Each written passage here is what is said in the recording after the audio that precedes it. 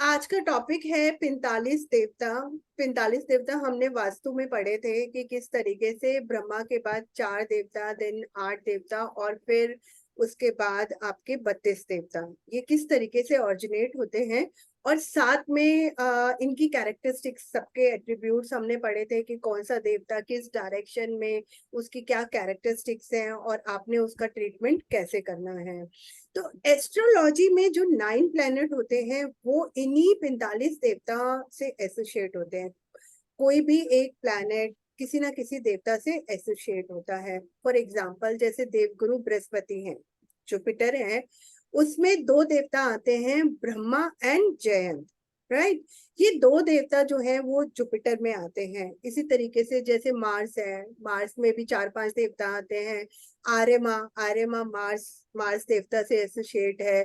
तो इस तरीके से जब भी हम किसी नेटिव की कुंडली देखते हैं या उसका हॉरोस्कोप देखते हैं, तो हमें अगर उनके घर का देवता ट्रीट करना हो, हमारे उनके घर पे विजिट ना हो या हमें, तो हम क्या देखेंगे कि उनकी महादशा किस प्लैनेट की चल रही है, अंतरदशा किस प्लैनेट की चल रही है। ठीक है, और उन्हीं महादशा प्लैनेट या अंतरदशा प्लैनेट, क्योंकि ये बहुत लंबे समय तक चलती है, तो उन्हीं से एसोसिएट जो देवता होंगे वो ही देवता कहीं ना कहीं डिस्टर्ब होंगे।